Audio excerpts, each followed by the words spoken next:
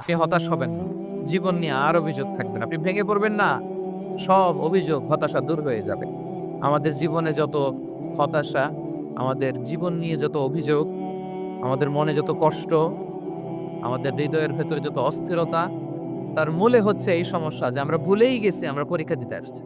এই যে আমাদের জীবন, এই জীবনের জন্য বিপদ, আপদ, পরীক্ষা, স্ট্রাগল এটা অনিবার্য, এটা হবেই। বিপদ নাই, কষ্ট নাই, আপদ নাই, অনিশ্চয়তা নাই, স্ট্রাগল নাই, এমনকি কেউ আছে এখানে? কেউ কি হাত তুলে বলতে পারবেন যে হুজুর আমার জীবনে কোনো বিপদ নাই? অথবা আমার জীবনে কোনো দুঃখ নাই, কষ্ট নাই, কোনো স্ট্রাগল নাই, কোনো রিস্ক নাই? এরকম সৌভাগ্যবান কেউ আছেন এখানে? তাহলে জীবনের জন্য পরীক্ষা এটা অনস্বীকার্য। হবেই হবে পরীক্ষা।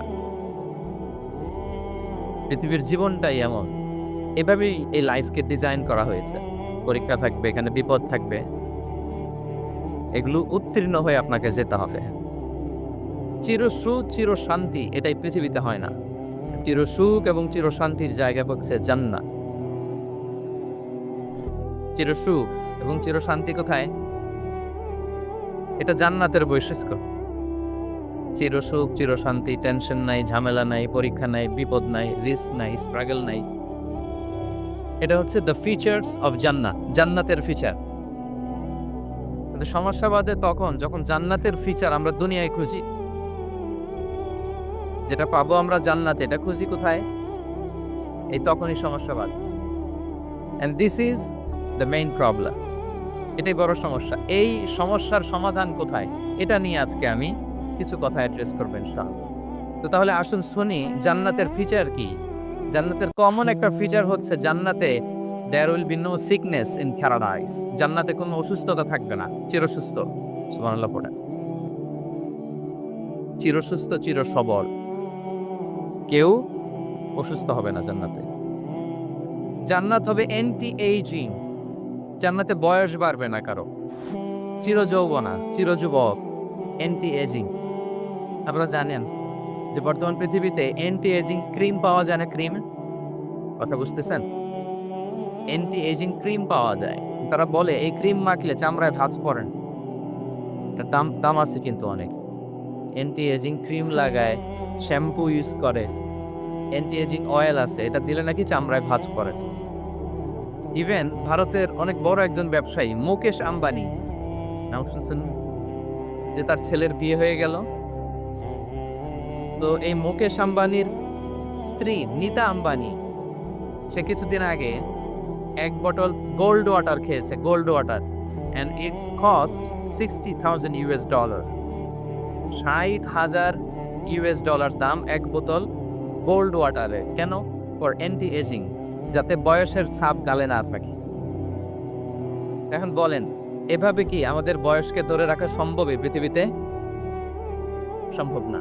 কারণ এই ফিচারটা দুনিয়ার ফিচার না, এটা জান্নাতের ফিচার। সুবহানাল্লাহ পড়েন। তাহলে জান্নাতে কেউ অসুস্থ হবে না।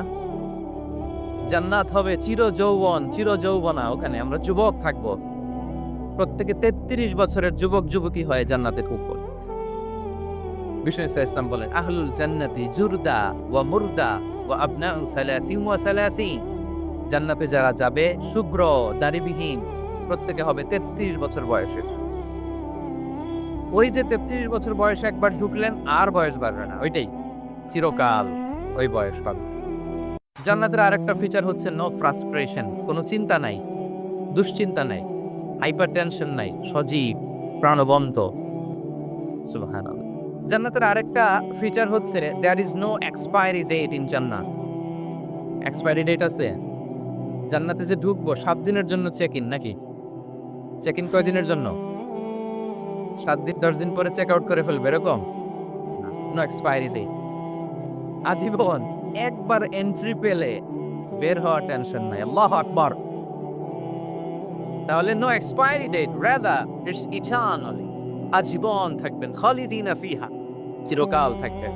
এবং জান্নাতের সবচেয়ে গুরুত্বপূর্ণ ফিচার হচ্ছে there will be no death in জান্নাত। জান্নাতে আপনার আর মৃত্যু হবে না, মৃত্যুর বিদায় হবে। তার মানে আপনি অমর হবেন।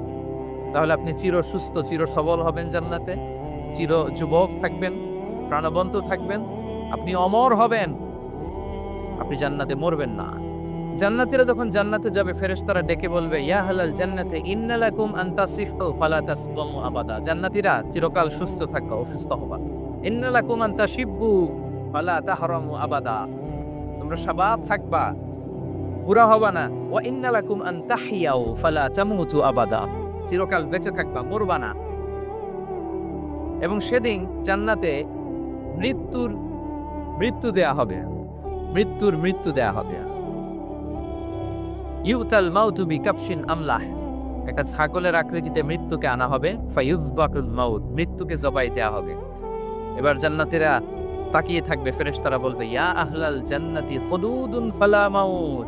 এ জান্নাতীরা চিরকাল এই জান্নাতে থাকবে। তাহলে জান্নাতের ফিচার পাইছেন? এখন কোন বোকা যদি এই ফিচার দুনিয়ায় খোঁজে, পাবে? পাবে না, কারণ দুনিয়ার ফিচার আলাদা। দুনিয়ার ফিচার কি?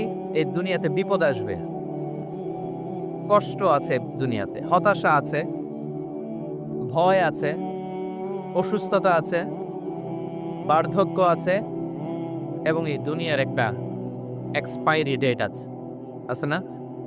দ্য ডে ইউ ডাই, যেদিন আপনি মারা যাবেন, এটা আপনার এক্সপায়ারি ডেট। চলে যেতে হবে, চলে যেতে হবে। এই পৃথিবীতে মৃত্যুর অস্তিত্ব আছে। সবকিছু থমকে দিয়ে, আপনাকে চমকে দিয়ে মৃত্যু চলে আসবে, ঠিক কিনা বলেন? তাহলে এগুলো হচ্ছে দুনিয়ার ফিচার। এই দুনিয়াতে বিপদ আপদ, কষ্ট, ঝুঁকি, স্ট্রাগল, পার্থক্য, অসুস্থতা, এগুলো নিয়ে আমাদেরকে টিকে থাকতে হয়। এটা দুনিয়ার ফিচার, মিলাই ফেললে হবে না। জান্নাতের ফিচার একটা, দুনিয়ার ফিচার আরেকটা। দুনিয়াতে কষ্ট থাকবে, বিপদ আপদ থাকবে। এই দুনিয়ার ফিচারটা আল্লাহ তাআলা কোরআনের একটা আয়াতে খুব চমৎকার ভাবে উল্লেখ করেছেন। সেটা দিয়েই আমি আলোচনা শুরু করেছি। আল্লাহ তাআলা ইরশাদ করছেন, ওয়ালা নাবলুওয়ান্নাকুম বিশাইইম মিনাল খাউফি ওয়াল জু'i ওয়া নাকসিম মিনাল আমওয়ালি ওয়াল আনফুসি ওয়াস সামারাত ওয়া বাশশিরিস সাবিরিন। আল্লাহ তাআলা বলছেন, অবশ্যই আমি তোমাদেরকে পরীক্ষা করব, ভয় দিয়ে, ক্ষুধা দিয়ে, সম্পদের ঘাটতি দিয়ে, আতঙ্ক দিয়ে, প্রাণনাশ দিয়ে, ফল ফসলের হানি দিয়ে পরীক্ষা করবে। কিন্তু এই পরীক্ষায় যারা উত্তীর্ণ হবে, যারা সবর ইখতিয়ার করবে, ওয়াবাশশিরিস সাবিরিন, ধৈর্যশীলদের জন্যই হচ্ছে সুসংবাদ। আলহামদুলিল্লাহ পড়ে। তাহলে সম্মানিত সুধী, আমরা বুঝতে পারলাম এই পৃথিবীর ফিচার হচ্ছে এখানে বিপদ থাকবে, বিপদ ছাড়া কেউ থাকবে না। স্ট্রাগল থাকবে, কষ্ট থাকবে, ঝুঁকি থাকবে, রিস্ক থাকবে, এবং নানা ধরনের বিপদ আপদ দিয়ে আল্লাহ তাআলা আমাদেরকে পরীক্ষা করবেন। এটা মাস্ট, এটা আমাদের মাইন্ডসেটে নিয়ে নিতে হবে। মাইন্ডসেটে এটা ক্লিয়ার থাকতে হবে। চিরসুখ চির শান্তি এই দুনিয়াতে মিলবে। কোথায় মিলবে তাহলে এটা? তাহলে বিপদ আসবেই, আপদ আসবেই, পরীক্ষা থাকবেই আমাদের জীবন। তবে ইন্টারেস্টিংলি মজার বিষয় হচ্ছে, পরীক্ষাটা এক একজনের এক এক রকম। পুরো পৃথিবীটা একটা পরীক্ষা ক্ষেত্র, কিন্তু কারো প্রশ্নপত্রের সাথে কারো প্রশ্নপত্রের কোনো মিল নাই। সুবহানাল্লাহ। আমার পরীক্ষা একরকম, আপনার পরীক্ষা আরেক রকম, ওই ভাইয়ের পরীক্ষা আরেক রকম, ওনারটা আরেক রকম। সবাই পরীক্ষার্থী, কিন্তু কারো প্রশ্নপত্রের সাথে কারো প্রশ্নপত্রের কোনো মিল নাই। কারো জন্য পরীক্ষা হচ্ছে সে খুব অসুস্থ, প্রচন্ড অসুস্থতা, তার জন্য পরীক্ষা। ক্যান্সারের রোগী, দুরারোগ্য ব্যাধি, ডক্টর বলছে 4th স্টেজে চলে আসছে, কয়েক মাস বাঁচতে পারে, এটা তার জন্য পরীক্ষা। আবার কারো দেখবেন যে খুব একটা অসুস্থতা নাই, অসুস্থতার ঝামেলা নাই, কিন্তু তার দারিদ্রতা আছে, তার আর্থিক অনটন, এটা তার জন্য পরীক্ষা। আবার কারো দেখবেন অসুস্থতাও নাই, দারিদ্রতাও নাই, তার দাম্পত্য জীবনের সমস্যা আছে না নাই? অনেকের দেখবেন এগুলো কোনোটাই সমস্যা না, তার ছেলে কথা শোনে না, মাদকাসক্ত, মাদকাসক্ত, রিহ্যাবে পাঠায়, আবার আসে, আবার গাঁজা খাওয়া শুরু করে, আছে না নাই বলেন? দেখেন তার পরীক্ষাটা আবার আলাদা। অনেকের দেখবেন মেয়ে বাবার কথা শোনে না। আবার অনেকের দেখবেন যে ব্যবসায় সমস্যা, লসের পর লস, লাভ উঠাতে পারে না, কেন? তাহলে পরীক্ষা ছাড়া, বিপদ আপদ ছাড়া এই দুনিয়াতে কেউ নাই, কেউ নাই প্রিয় ভাইরা। এটা আমাদের মাথায় রাখতে হবে। পরীক্ষা আপনাকে দিতেই হবে, পরীক্ষা দিয়ে দিয়ে নিজেকে প্রমাণ করতে হবে। আর এক একজনের পরীক্ষাটা এক এক রকম, কারো পরীক্ষার সাথে কারো পরীক্ষার কোনো মিল থাকবে না। তো মাঝে মাঝে আমরা এটা ভুলে যাই। আল্লাহ তাআলা কালামে পাকে রিমাইন্ডার দিয়ে আমাদেরকে স্মরণ করিয়ে দিতে চান যে এই পৃথিবীতে আসলে তোমরা এসেছো পরীক্ষা দিতে।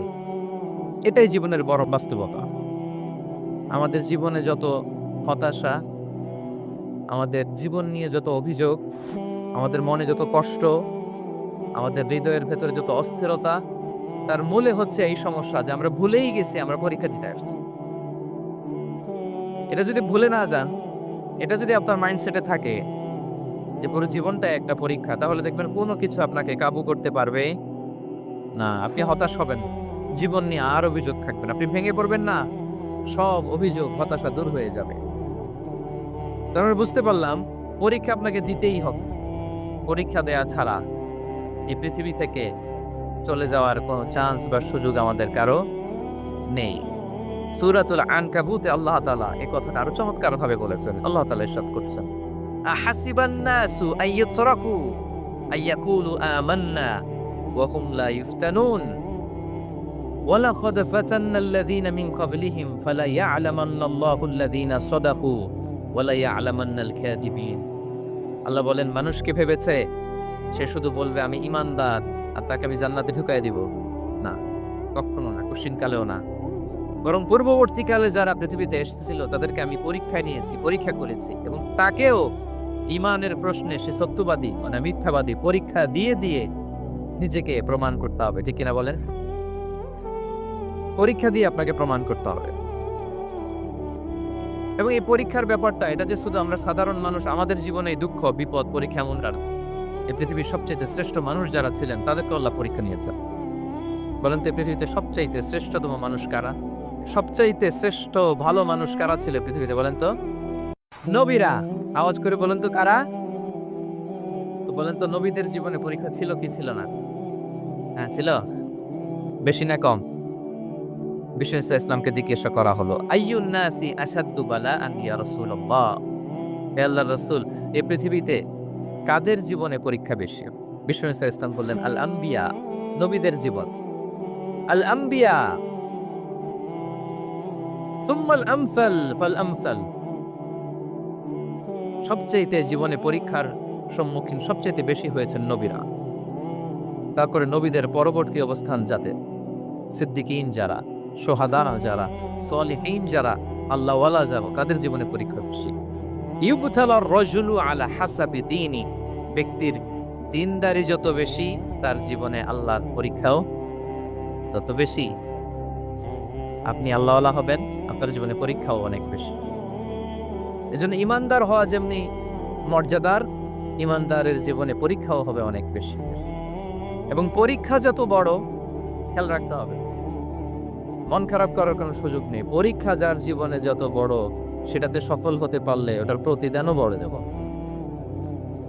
পরীক্ষা যত বড়, এটাতে সাকসেস হতে পারলে এটার রিওয়ার্ডও তত বড়। বিষ্ণু ইসলাম বলেন, ইযামুল জাযাই মা ইযামিল বালা, বালা যত বড় জাযাও তত বড়, প্রতিদানও তত বড়।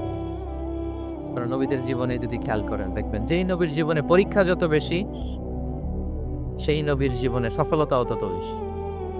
সাইয়েদানা ইব্রাহিম আলাইহিস সালামের কথাটা একটু খেয়াল করেন তো, বলেন তো ওনার জীবনে পরীক্ষা কেমন ছিল, বেশি না কম?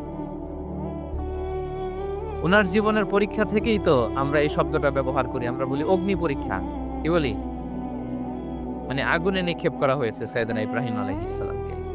তাও স্বাভাবিকভাবে না, উলঙ্গ করে, নেকেট করে, ওনাকে অপমানিত করবার জন্য ওনার গায়ের জামা কাপড় খুলে উলঙ্গ অবস্থায় আল্লাহর খলিল সাইয়েদানা ইব্রাহিম আলাইহিস সালামকে অগ্নিকুণ্ডে নিক্ষেপ করা হয়েছে।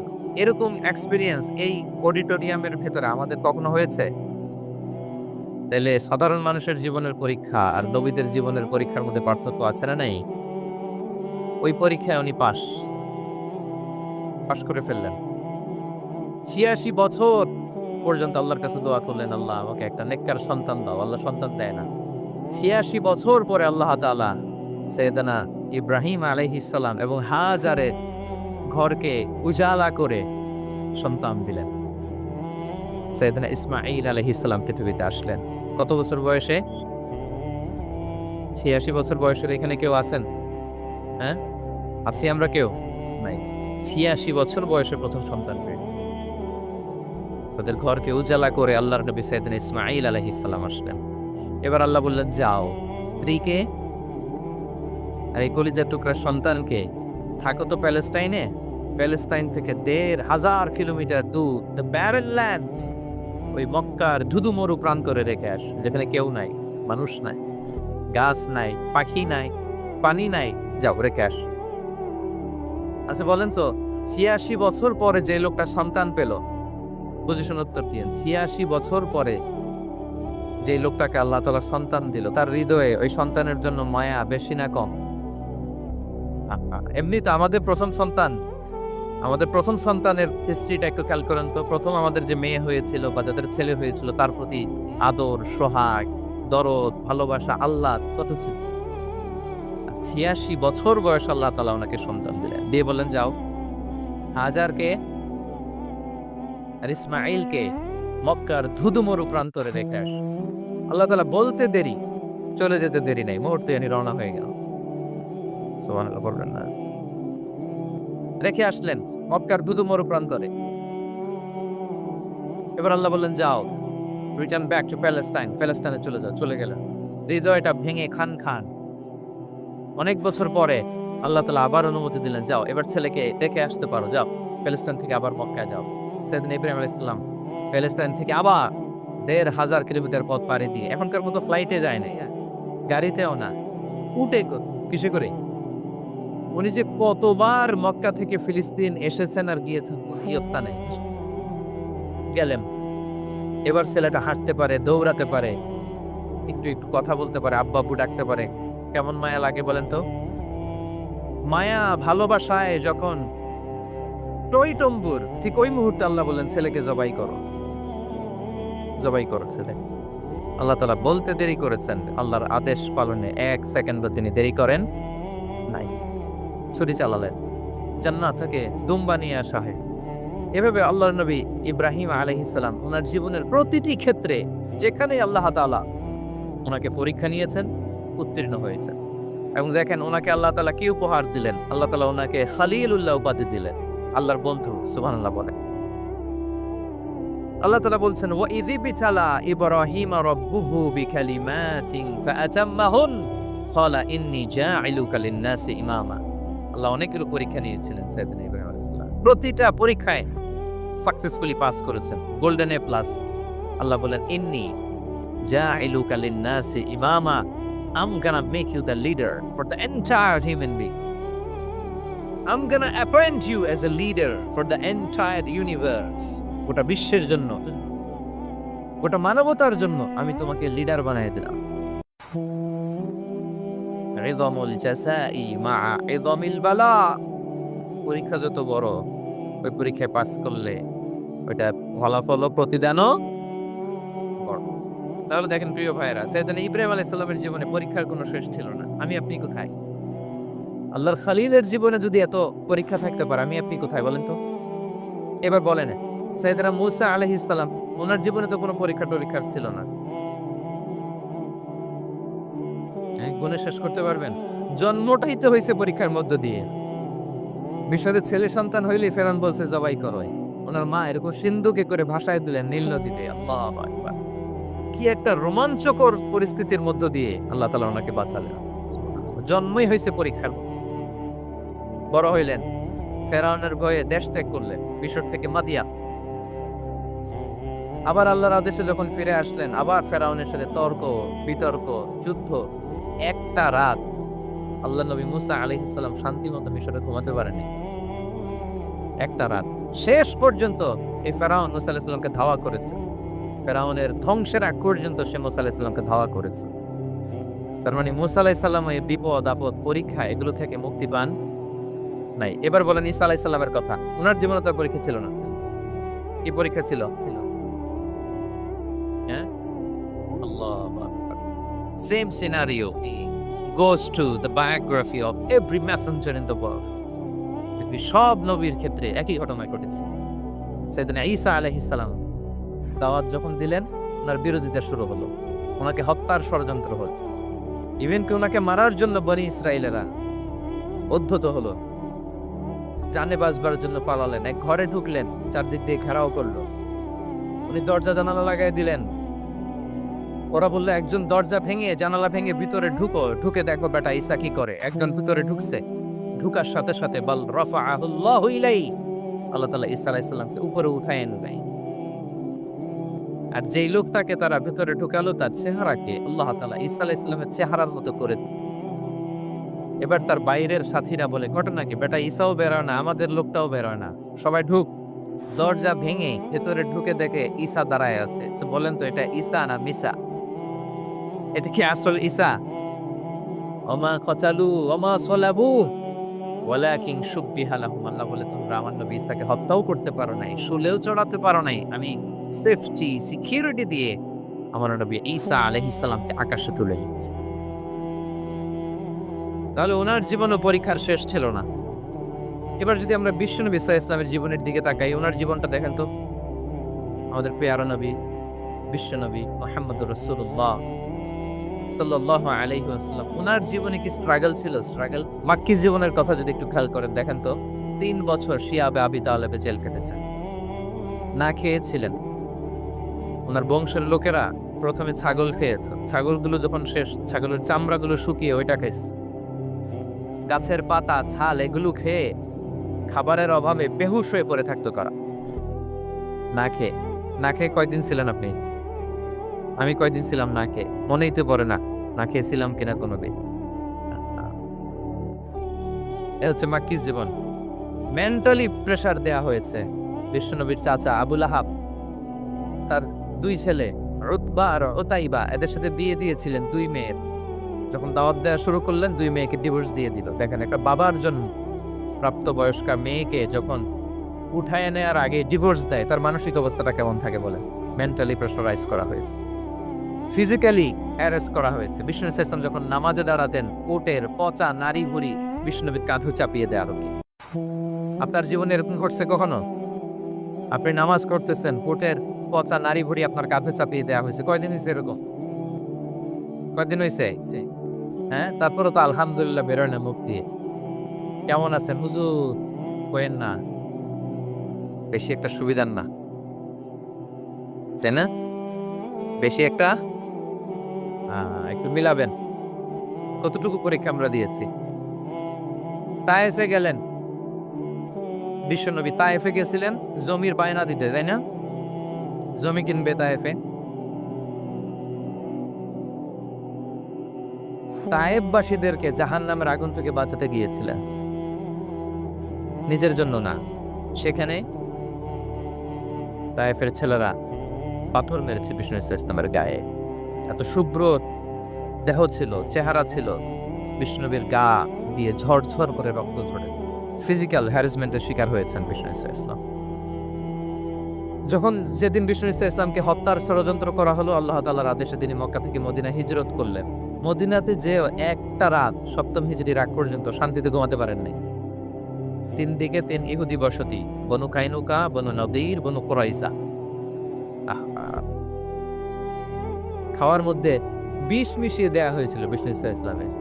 বাজুর, খাসির বাজুর রান পছন্দ করতেন। এক ইহুদি মহিলা বিষ্ণু ইসলামের ওই রানের মধ্যে বিষ মিশিয়ে দিয়েছিল। ওই বিষের যন্ত্রণায় মৃত্যুর আগ পর্যন্ত বিষ্ণুনবী কাতরাতেন, এবং উনি ইন্তেকালের সময় ওই বিষের ব্যথা যন্ত্রণাতেই ইন্তেকাল করেছেন। বিষ্ণুনবীর ইন্তেকালটা শাহাদাতের ইন্তেকাল ছিল। বিষ্ণু ইসলাম বলেছেন, ওই যে খায়বার এলাকার ওই মহিলা যে আমার খাবারে বিষ মিশিয়েছিল, সেই বিষের যন্ত্রণা, বেদনা, কষ্ট আমি অনুভব করছি। খেয়ে না খেয়ে দিন প্রচারের কাজে নিজেকে দিয়েছ বিলিয়ে, তায়েফের কাফিরেরা চিনল না সে আলো, দুষ্ট ছেলেদের পিছু দিল লেলিয়ে।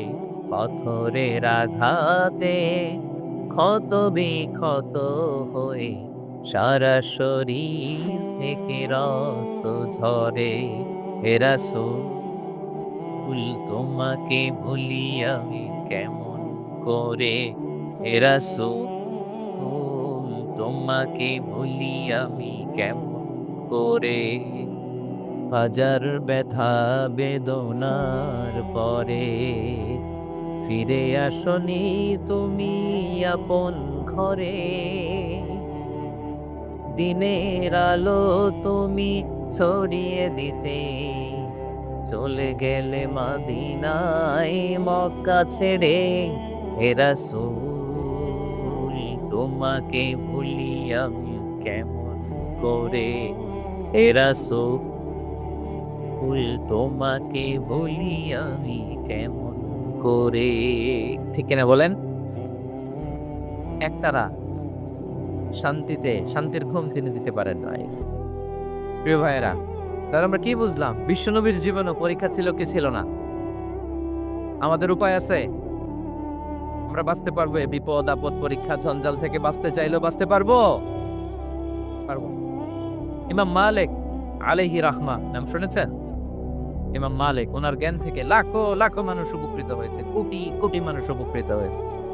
মদিনার রাস্তায় রশি দিয়ে ওনাকে টেনে হিচড়ে এক এলাকা থেকে আরেক এলাকায় নিত জালেম বাদশারা। ইমাম মালিক আলাইহি রাহমা। ইমাম আহমদ ইবনে হাম্বল, উনাকে বেত্রাঘাত করা হতো, চাবুক দিয়ে পেটানো হতো। আমাদের মাযহাবের ইমাম আল ইমাম আল আযম আবু হানিফা আলাইহি রাহমা, ওনাকে কারাবন্দী করা হয়েছে। তার মানে দেখেন, যত বড় বড় স্কলার, যত বড় বড় মাশায়েখ, এমনকি আম্বিয়া আলাইহিমুস সালাম, ওনারাও পরীক্ষা বিপদ আপদ থেকে রেহাই পাইছে? তাহলে আপনি আর আমি পাবো? বলেন তো।